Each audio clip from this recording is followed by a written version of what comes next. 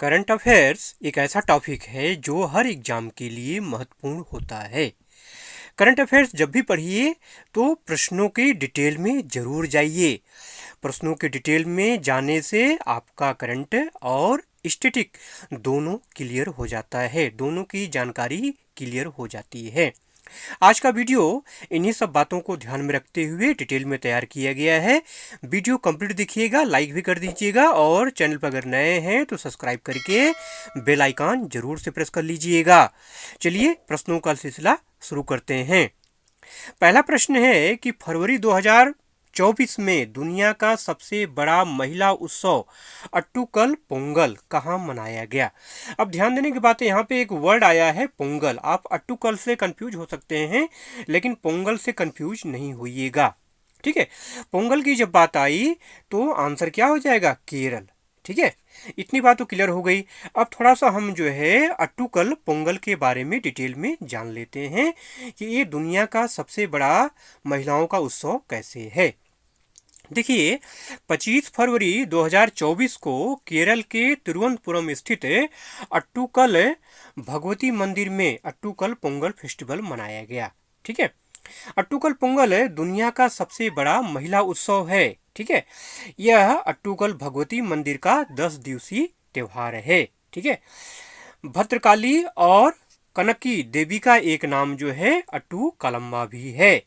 यह त्योहार हर साल मलयालम महीने के मकरम या कंभम के कार्तिकेय तारे पर शुरू होता है।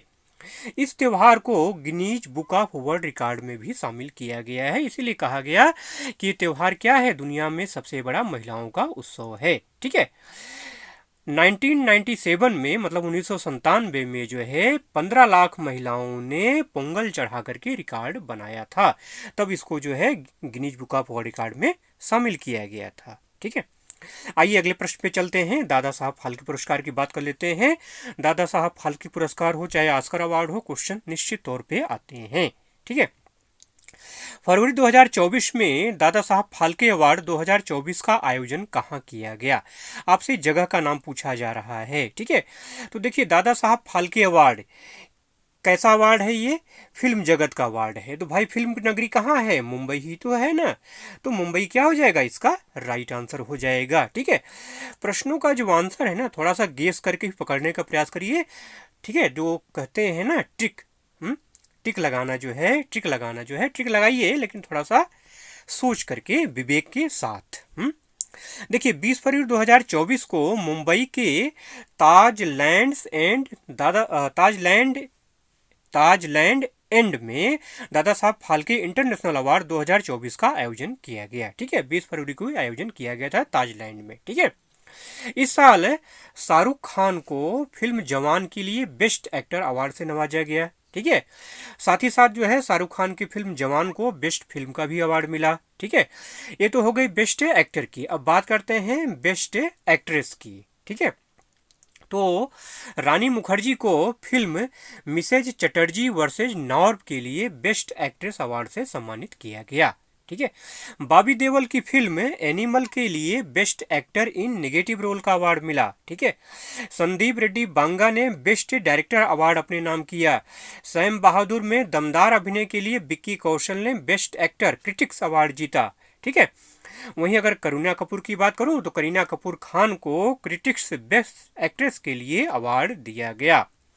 नयनतारा फिल्म को most versatile actress of the year, ठीक है, नयनतारा अभिनेत्री को जो है most versatile actress of the year के अवार्ड से सम्मानित किया गया।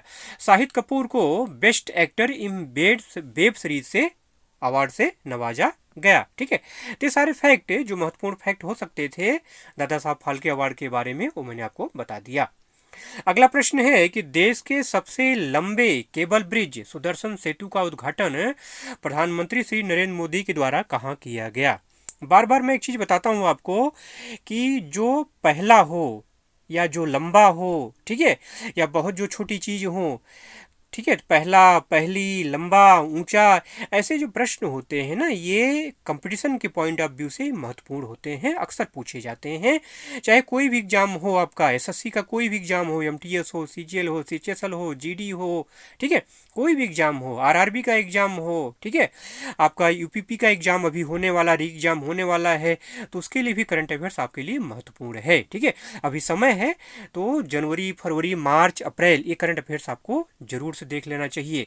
मार्च तक करंट अफेयर्स आपके लिए महत्वपूर्ण है, यूपीपी के लिए, उसको जरूर से देख लेना चाहिए आपको। ठीक है, तो देश के सबसे लंबे केबल ब्रिज सुदर्शन सेतु का उद्घाटन प्रधानमंत्री श्री नरेंद्र मोदी द्वारा कहाँ किया गया? एक वर्ड यहाँ पे देखिए आया है, सुदर्शन सेतु। ठीक है, सुदर्शन, सुदर्शन चक्र किससे संबंधित था? भगवान कृष्ण से। तो उनका स्थान कहाँ है? द्वारका, गुजरात। ठीक है, तो द्वारका गुजरात क्या हो गया? इसका राइट आंसर हो गया। आइए थोड़ा डिटेल में जान लेते हैं इस ब्रिज के बारे में, सेतु के बारे में। तो देश का सबसे लंबा केबल ब्रिज है सुदर्शन सेतु। इसका उद्घाटन 25 फरवरी 2024 को प्रधानमंत्री नरेंद्र मोदी के द्वारा गुजरात के द्वारका में किया गया। सुदर्शन सेतु का निर्माण 979 करोड़ रुपए की लागत से किया गया है। इस ब्रिज की जो कुल लंबाई है वो 2.3 किलोमीटर है, जबकि इसकी जो चौड़ाई है वो 27.24 मीटर है। ठीक है, सुदर्शन जो सेतु है ये ओखा और बेट द्वीप को आपस में जोड़ता है। बेट क्या है? बेट द्वारका ओखा बंदरगाह के पास एक द्वीप है जो द्वारका शहर से लगभग 30 किलोमीटर दूर है। यहीं पर भगवान कृष्ण का प्रसिद्ध द्वारकाधीश मंदिर है। ठीक है, अक्टूबर 2017 में प्रधानमंत्री मोदी ने ही इस ब्रिज की आधारशिला रखी थी। ठीक है, इस ब्रिज की अगर खासियत बताऊं आपको जो है, तो इस ब्रिज पर भगवत गीता के श्लोकों और भगवान कृष्ण की तस्वीरों से सजा हुआ एक फुटपाथ है। ठीक है, इस ब्रिज को पहले सिग्नेचर ब्रिज के नाम से जाना जाता था। ठीक है, तो इस फैक्ट को भी आपको ध्यान में रखना है। पूछा जा सकता है सुदर्शन सेतु का पहले क्या नाम था? तो सिग्नेचर ब्रिज इसका नाम था। ठीक है, अगला प्रश्न है कि खेलो इंडिया विंटर गेम्स 2024 में कौन सी टीम पहले स्थान पर रही? ठीक है, खेलो इंडिया विंटर गेम्स। ठीक है, तो इसका जो राइट आंसर है वो है आर्मी। ठीक है, आर्मी। खेलो इंडिया विंटर गेम 2024 में पहले स्थान पर कौन टीम रही है?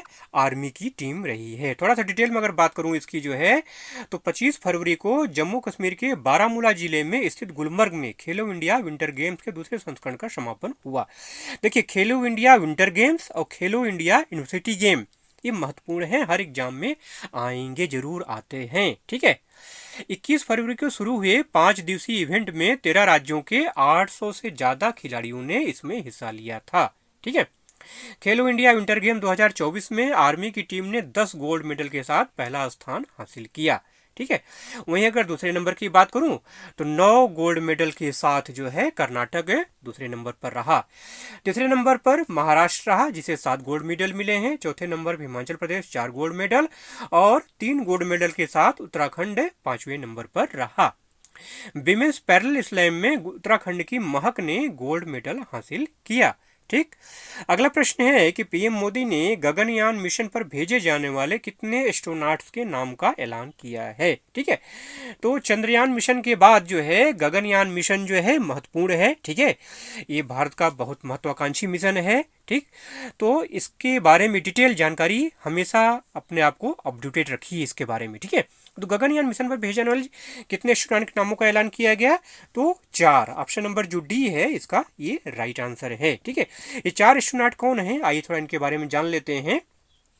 ठीक है, तो पहले ये जान लेते हैं कि पीएम मोदी ने गगनयान मिशन भेजने वाले 4 एस्ट्रोनॉट को जो है उनके नामों का ऐलान किया और उन्हें क्या प्रदान किया? एस्ट्रोनॉट विंग्स दिए। ठीक है, इनमें कौन कौन है? Group captain Prashant Balakrishnan Nair, group captain Ajit Krishnan, group captain Angad Pratap और विंग कमांडर शुभांशु शुक्ला। शुभांशु शुक्ला का संबंध उत्तर प्रदेश से है। ठीक है, इनका जो सिलेक्शन हुआ है वो आईएएम में किया गया है। आईएएम का मतलब होता है आईएएम का मतलब होता है institute of aerospace medicine. Institute of aerospace medicine में किया गया है। इन 4 एस्ट्रोनॉट में से 3 लोगों का सिलेक्शन होगा जो स्पेस में जाएंगे। मतलब है एक लोग अभी इसमें छट जाएंगे, रसिया में ट्रेनिंग करके आए हैं और इंडिया में इनकी ट्रेनिंग चल रही है। ट्रेनिंग के बाद इनमें से 3 लोगों का सिलेक्शन होगा जो कि एयरक्राफ्ट के साथ जो है क्या करेंगे, स्पेस में जाएंगे। ठीक है, तो इस मिशन के तहत 3 लोगों की टीम को 3 दिन के लिए स्पेस में भेजा जाएगा। स्पेस में जाएंगे, वहाँ पे कुछ समय बिताएंगे और फिर इंडिया धरती पर इनको वापस आना है। ये मिशन है गगनयान का। ठीक है, अगला प्रश्न है कि फरवरी 2024 में साउथ एशिया के सबसे बड़े एमुनिशन और मिसाइल मैन्युफैक्चरिंग प्लांट का उद्घाटन कहाँ हुआ? तो इसका जो राइट आंसर है वो है ऑप्शन नंबर बी, कानपुर। ठीक है, कानपुर ध्यान रखना है आपको। आइए थोड़ा इसके बारे में डिटेल में जान लेते हैं। देखिए 26 फरवरी 2024 को सीएम योगी आदित्यनाथ, उत्तर प्रदेश के मुख्यमंत्री कौन है? सीएम योगी आदित्यनाथ ने उत्तर प्रदेश के कानपुर में साउथ एशिया के सबसे बड़े, ध्यान रखिएगा, साउथ एशिया का सबसे बड़ा ये है, ठीक है, एम्यूनिशन और मिसाइल मैन्युफैक्चरिंग प्लांट है, 500 एकड़ में फैला हुआ है। ठीक है, इस डिफेंस मैन्युफैक्चरिंग प्लांट को अडानी ग्रुप की company Adani defence and aerospace बना रही है। ठीक है, ये भी ध्यान रखना है किस कंपनी से इसका संबंध है, ये भी आपको जानना चाहिए। अगला प्रश्न है कि किस मंत्रालय ने स्वयं प्लस पोर्टल लॉन्च किया है? ठीक है, स्वयं प्लस पोर्टल, तो स्वयं प्लस पोर्टल जो है ये शिक्षा मंत्रालय की देन है। ठीक है, एजुकेशन मिनिस्ट्री, शिक्षा मंत्रालय, ऑप्शन नंबर बी इसका राइट आंसर है। ठीक है, केंद्रीय शिक्षा मंत्रालय ने 27 फरवरी को स्वयं प्लस पोर्टल शुरू किया है। इसे केंद्रीय शिक्षा मंत्री धर्मेंद्र प्रधान ने लॉन्च किया है। आपसे ऐसे पूछा जा सकता है कि स्वयं प्लस पोर्टल किस मंत्री ने, किस मिनिस्टर ने लॉन्च किया है, किस केंद्रीय मंत्री ने लॉन्च किया है? तो शिक्षा मंत्री धर्मेंद्र प्रधान ने लॉन्च किया है। इसका उद्देश्य क्या है? स्वयं प्लस की स्थापना का उद्देश्य कॉलेज के छात्रों आदि की रोजगार क्षमता को बढ़ाना, इसमें इंडस्ट्री की जरूरतों के मुताबिक कोर्स को शामिल किया जाएगा। ठीक है, Indian institute of technology Madras इस पोर्टल को ऑपरेट करेगा। महत्वपूर्ण बातें हैं, ध्यान देने की है। कौन इसको ऑपरेट करेगा? Indian institute of technology Madras इसको ऑपरेट करेगा। ठीक है, आईआईटी मद्रास की ओर से स्वयं एनपीटीईएल और मैसिव ओपन ऑनलाइन कोर्स शुरू किया गया जो शैक्षिक अवसर प्रदान करता है।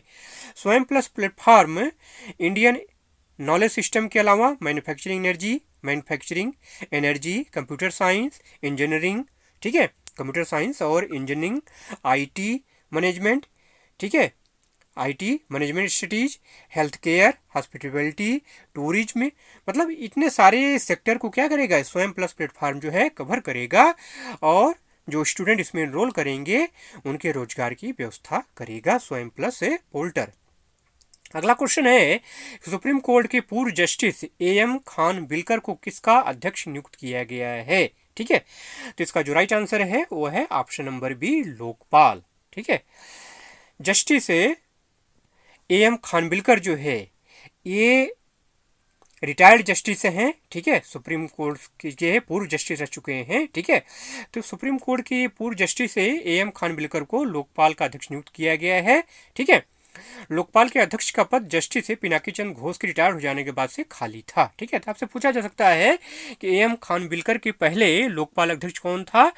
तो जस्टिस पिनाकी चंद घोष थे। जस्टिस खानविलकर का जो पूरा नाम है वो अजय मानिकराव खानविलकर है। ठीक है, खानविलकर जो है ये मध्य प्रदेश हाई कोर्ट के चीफ जस्टिस भी रह चुके हैं। इसके अलावा, मतलब खानविलकर के अलावा जो है रिटायर्ड जज लिंगप्पा नारायण स्वामी, संजय यादव, ऋतुराज अवस्थी को लोकपाल के न्यायिक सदस्य के रूप में नियुक्त किया गया है। इसके अलावा सुशील चंद्रा, पंकज कुमार और अजय तिर्की को लोकपाल के गैर न्यायिक सदस्य के रूप में नियुक्त किया गया है। ठीक है, तो मतलब है लोकपाल में 3 न्यायिक और 3 गैर न्यायिक सदस्य होते हैं। ठीक है, अब लोकपाल की स्थापना की अगर बात करूं तो लोकपाल और लोकायुक्त अधिनियम 2013 के तहत लोकपाल की स्थापना की गई थी। लोकपाल के जो अध्यक्ष हैं और सदस्यों की जो नियुक्ति होती है वो राष्ट्रपति प्रधानमंत्री की अध्यक्षता वाली चयन समिति की सिफारिशों के आधार पर की जाती है। लोकपाल में एक अध्यक्ष के अलावा 4 न्यायिक और गैर न्यायिक सदस्य हो सकते हैं। ठीक, अगला प्रश्न है कि शून्य भेदभाव दिवस, जीरो डिस्क्रिमिनेशन डे 2024 कब मनाया गया?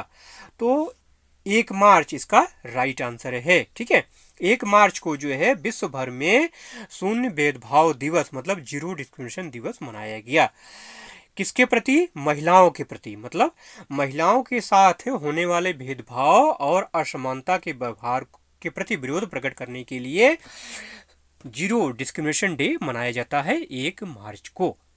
शून्य भेदभाव दिवस की शुरुआत 1 मार्च 2014 को यूएन एड्स के कार्यकारी निदेशक मिशेल सिदबे के द्वारा बीजिंग में की गई थी। ठीक है, जबकि इसकी मनाए जाने की घोषणा संयुक्त राष्ट्र एड्स कार्यक्रम मतलब यूएन एड्स ने दिसंबर 2013 में विश्व एड्स दिवस पर अपने जीरो डिस्क्रिमिनेशन अभियान कार्यक्रम के बाद की गई थी।